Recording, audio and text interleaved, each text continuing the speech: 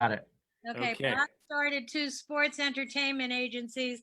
Well, his first one was TSE Entertainment, and then he had Go Viva, and which was acquired by Creative Artists in California in 2015. They did high-end sporting events like the Kentucky Derby, the racing events, all the big, the foot. What do you call it here? The bowl. What's the sports thing? Super Bowl. Super Bowl. He took Steve. Okay. Arlene, are you sure you're good to introduce him? Yeah. Anyway, he's had clients like Coca-Cola, Hershey, Microsoft, and he's been 396 on the Incorporated 500. He's also written 2 books, The 100 Sporting Events You Should See Live, and Rabbi, I lost the second one here. Where's the? Good book. The other one is Young Guns. Young Guns. Okay, and now he's working on a new venture, which I'll let him tell you about, which is about podcasts through the media. But anyway, here's our son-in-law, Robert Tuchman. And I want to just jump in. I think that Arlene, as I see from your introduction, all of that pales in comparison to being a good son-in-law. There we go, Robert. You're in. All right. Well, thank you so much for having me on. Is my audio good? Everyone can hear, I guess. Good. Yeah, you're great. You're great. Okay, perfect. So thank you. That was quite the introduction from my mother-in-law. And she did mention that one of the highlights of the business I've been in, which has been sports and entertainment, mainly experiences over the last 20 or so years, has been that when the Super Bowl was in Arizona and the Giants played the New England Patriots, I got to go and take my father-in-law, Steve, who is a huge Giants fan. I personally am a huge Jets fan. So it was actually really great for both of us. And we had a great time. I remember we were able to get a lot to drink too. We had one of those seats where they had all the food and beverage. So that made for quite the day. But to go back and talk to you about my business, I'd love to talk to you. I'll give you a quick rundown, but most importantly is that my business today, it's very interesting because it's about live sporting and entertainment events. And the real interest is what is going to happen with live sporting and entertainment events when hopefully we most likely it will start soon. But of course, when there's a vaccine and people can actually attend event without having to, social distance. And that's really extremely interesting to me because my whole business for the past 20 years has been about taking people to sporting and entertainment events. Mainly, we would work with corporations. So if they wanted to entertain their clients at an event like the Super Bowl, we would get them their tickets, their hotel room. We would get them the opportunity to meet players, a golf tournament. And we would put all those experiences together and really we would offer them to these companies. So you could imagine that this COVID has really changed this business. I mean, many of the former companies I worked with or was part of, are really in a standstill and really hurting right now because this is going to be the last part of the economy that opens up. And I really believe we're living nowadays in an experience economy where people want more experiences. They want that experience over, let's say, back in the day when it was buying a house, buying a car. If you look at millennials and Gen Z, that's what they crave. And right now you can't have those experiences, so we can't sell them.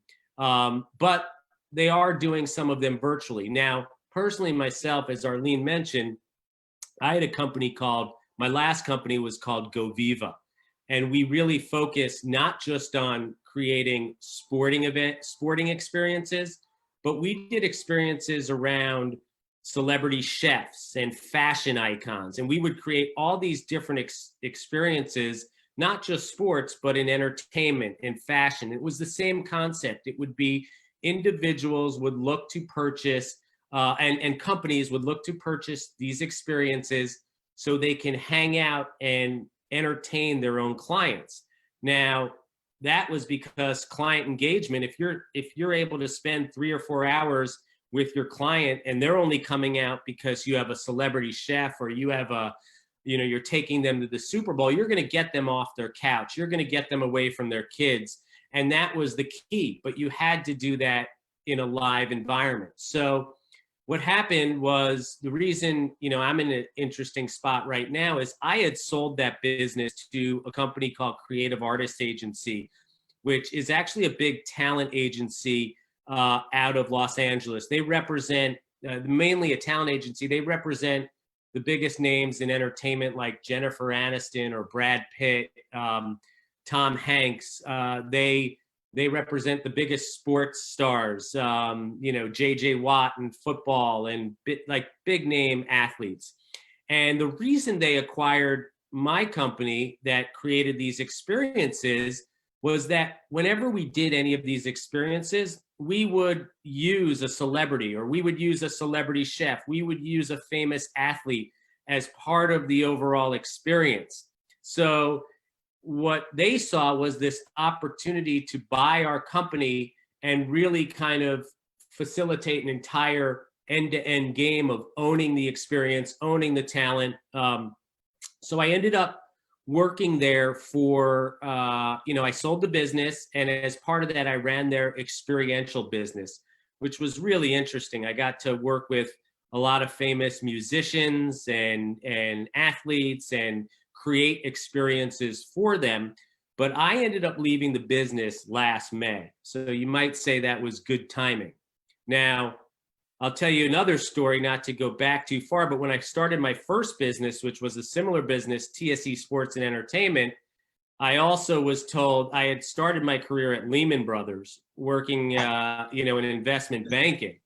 And I really didn't like it. I wanted to be in sports, but everyone back then told me, don't leave Lehman Brothers. It's the safe bet, and this was obviously prior to the great financial crisis. And I'm glad that I chose to follow my passion and work in sports and not worry about dollars and finances and really go after what I love, which was sports. So going back ahead to, leaving CAA, I left CAA last year, and I still have a non-compete actually up until this June. So what I did is I started hosting a podcast for Entrepreneur Magazine. I'm not sure if many of you listen to podcasts, but it's very similar to talk radio or whatever it might be, but you can focus in on a specific subject and only have to hear about that subject. My subject is I interview famous entrepreneurs to learn about their stories. So recent guests have been the guy who started Warby Parker, the sunglass company. I interviewed Danny Meyer, the founder of Shake Shack. I interviewed the guy who created Sweet Green, the restaurant. I've interviewed a lot of these famous entrepreneurs in sports and entertainment. I've really enjoyed doing it.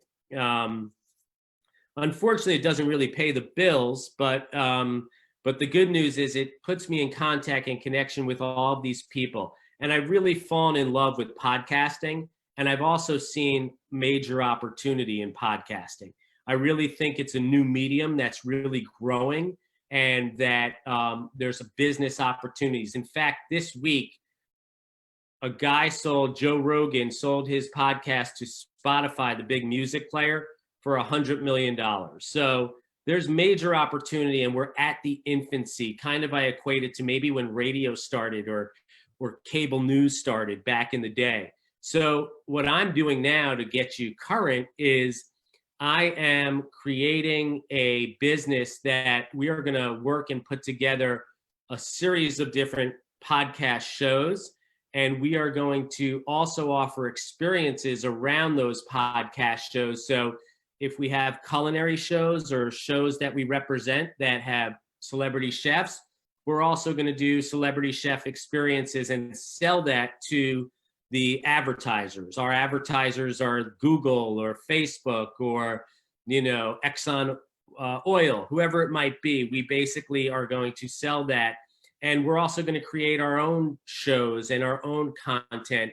So it's a way for me to take my traditional business that I've known, which has always been events and experiences, and morph it into its current form with a media asset, which I love. And really, for me, it's always been about following my passion and really going after what I love. Fortunately, I've been able to build some businesses and sell them to make some money, so we can, afford our apartment and summer camp for the kids, and things like that.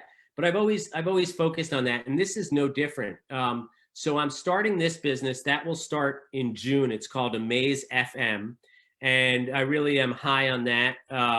And then I'm starting one other business, which is a little bit different as well, and it's called Trip Tribe. And what this business is about, it's a business where we take yoga teachers and meditation teachers, anyone who's a teacher in wellness, and if they want to create their own retreat, if they want to take 10 people to Costa Rica, or they want to take them on a retreat, we run their back end, we run their hotel, we run everything needed for them to have or run their own experiences. And my thought is, obviously right now is not the best time to start a travel business, but I love that. I love starting something in a time when it's hard or it's harder to do, and then maybe there won't be as much competition on the out. And also it allows us to go slow at it right now. We're building our website, we're building out everything. And I really think that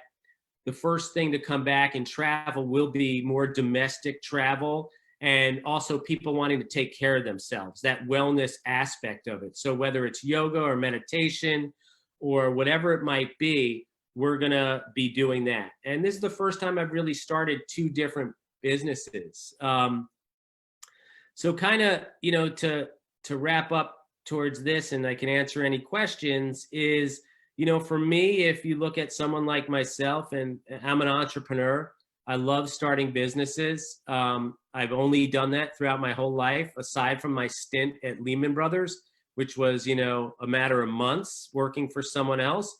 I've always gone out and started businesses, and business isn't something I've had a passion about. And this podcasting experience business and my wellness business, it's going to be no different. And I'm really looking forward to that. This is the first time I'm going to start two businesses at once. So that'll be interesting just from a time perspective. But, with everything that's gone on and being in quarantine, I'm looking forward to getting out and to working. It's not been an easy time, I know, for probably all of us, and I love these Zoom meetings, and we have Zoom meetings, but it doesn't, as much as people say, and I talk about this for experiences, as much as people say that, and my former company doing virtual experiences now over Zoom, nothing compares to real live sports experience and events. So to kind of get to the point of what I foresee and envision going ahead is, I look at this moment a lot like 9/11. After 9/11, if you were going to go to a Yankees game or a Diamondbacks game, wherever you were going in that time period into a live event, you were going to have to go through security. It was a whole new thing. And people, I remember the first couple of years, people, they understood it. We just went through a traumatic experience. So they were willing to wait online. They were willing to, but as time went on, they came up with new ways to make it faster, but everyone understood that. And I think with live events now, you're going to see a lot more in play, at least initially, especially prior to a vaccine. But long term, that there will be many more sanitary measures in place, from, the Purell to the wipes to making sure stadiums are cleaned, and everyone is going to be trying to comfort consumers who come back to these live events. And then eventually, as I really believe from doing just my own research and reading a lot, people want to get back out. They want to travel. They want to do these things. As I've learned through this quarantine, it's really affected me emotionally, and I was thinking to myself, I was just talking to my wife before that, why is it so hard? And we got out of the city last week. We rented a place out east here, and there's just no one around. It's quiet. And I miss that human connection. I miss those live events, those live experiences. So I am a firm believer that live events and live experiences are going to come back, and people are going to even crave them more. Now, obviously, everyone needs to make sure they feel comfort and safe. And all these live event promoters are going to do everything they can to be able to make sure people feel comfortable. And then I think eventually, as time goes on, and if there's no other viruses, I think, humans fall back into they forget. They go right back into how they were acting. But I do think there'll be some long-term effects from what's happening now. And I think that'll be positive. I think that'll be positive for next year and the flu and people washing their hands more and preparing themselves more, that eventually this, hopefully will be a positive. But I am a firm believer that we will see live events and live experiences come back stronger, most likely once there is a vaccine, which I anticipate by next baseball season, there being, a comfort of going to a game and being in a stadium, as opposed maybe to this summer where I've learned they're most likely going to play without fans if baseball resumes, and not because of COVID, but because of their current labor dispute. Hockey is going to return, what we've learned, most likely, if the trends continue, without fans. And the big question is what happens with football. The NFL is very, they're, as these commissioners have talked about, they're making no revenue right now. Now, the NFL could still make like $5 or $6 billion a year just by televising the games without having anyone in the stands. So they're going to do everything to have a season, and I think they will. In any case, that's interesting. Now, I see a question here from Alan about Vivid Seats. The games are canceled and he's not given his money. Okay, so Alan said, have you heard of Vivid Seats? They are a ticket broker. My son-in-law bought tickets for exhibition games in Florida. The games were canceled and he's not given his money back in spite of numerous promises. Anything he can do. So I know Vivid Seats really well. I'm actually interviewing the founder of StubHub, which on Friday, which is their competitor. StubHub is probably the biggest. And that's going to be a major issue right now because you have all of these tickets. And the problem is right now they're still trying to figure out what they're going to play and how. He's waiting for, Vivid Seats is probably waiting for MLB to do their policy and figure out what that's going to be like before they start returning tickets. So I'm not sure anything he could do right now. I'm not sure what the fine print says, but I'm sure that's what they're using. I knew the owners, but that was prior to them getting bought by a private equity firm for literally $1 billion. Or I would help you and make a call to see what the deal was. But in any case, that is, my history. As I said, I've only been in live events and experiences, and I'm excited now to start these new businesses and hoping for a safe return. Here's a question for you, Robert. And if anyone does have a question, the chat is a great way to put it, or if you need to unmute your mic. I had a couple questions. Sure. Number one is for your podcast. How difficult is it for you to actually get in touch with these entrepreneurs or owners of companies? The great thing about it is it's for my podcast. I'm the host, but it's for Entrepreneur Magazine. And Entrepreneur has a really good name, especially for entrepreneurs. They've been around for a long time. I've been really fortunate. I don't think I've had maybe more than one or two people who didn't want to do the podcast. And it was, they moved it out. As I said, I had some really well-known entrepreneurs on, like Danny Meyer from Shake Shack, and the StubHub interview, the guy who started StubHub, and famous celebrity chefs like Mark Forgione and David Burke, and the Cake Boss, Buddy Velastro. So I haven't had too much of an issue. I also had sold my business to Creative Artists Agency, so I think that definitely helps as well, because I know some people who can get to the talent. But it is a hard thing if you're starting out and starting a podcast, for sure. But for myself personally, I haven't gotten everyone I want. Like I want to get Howard Schultz Starbucks.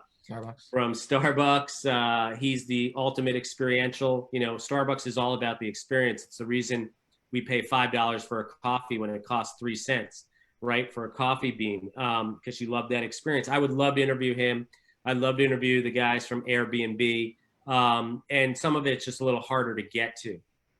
So if anyone has any good connections with son-in-laws or anyone they know, daughter-in-laws who are running some big companies, let me know. Another question for you. And Steve, I know you have a question. Did you want to jump in first? Okay, it's related to the podcast. I understand the podcast business, but how does that relate to this Amaze FM that you're getting into? So that's a good question. See, now my father gets to ask me all these questions and I have to answer them. Right. So I think the thing is that my podcast, the one I'm doing for Entrepreneur, is totally separate. I'm doing that for Entrepreneur, and I have a deal with them where I do it, I create it, we split our advertising. Amaze FM is an entirely new company that I'm creating with my partner, Brett, who I worked with on the past two business, and we're going to create new podcasts for other hosts. And then we're going to sell advertising for those podcasts with experiences. We're going to put together a network of different podcasts, and we're going to really revitalize our old business around the media within podcasts. So we're going to have selling media, but also selling events and experiences around the media. So Amaze FM is a separate company that we're going to build and run. And my How Success Happens podcast for Entrepreneur is I'm going to continue to do that. Okay, now, does Amaze FM have any leverage with Trip Tribe? Is there going to be any relationship between the two? That's another good question. So the only relationship is we might share some employees. So we need someone to do email marketing for us. They might do it at Amaze and also at Trip Tribe. We might combine some of those synergies. And we're also going to create a wellness and a wellness podcast for Trip Tribe, and also create wellness experiences for businesses for Trip Tribe as well, not just for individuals. Okay, thanks. So here's a question I think that might come back to the sports thing. If anyone on here follows a little bit of sports, I think I read this maybe in the news 2 days ago that the Cleveland Browns are going to select a fan to sort of coach a play. Have you seen that?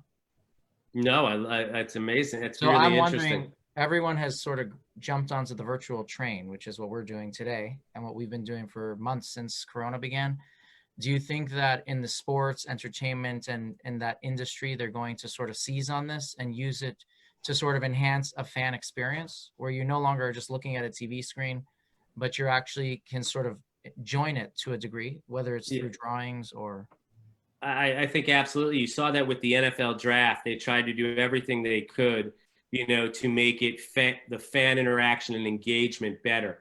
And really the reason the success for my businesses over the years has been because people really crave that closeness and immersion within the events and experiences. So I think you'll definitely see ways that teams, leagues, really trying to engage their fans. I mean, the fans are their lifeblood, right, of their product, and they need to do things like that. The Browns, whoever it might be, it's not enough, and they're all trying to figure out ways to do this now virtually, and then of course to continue that when we come back to a live setting.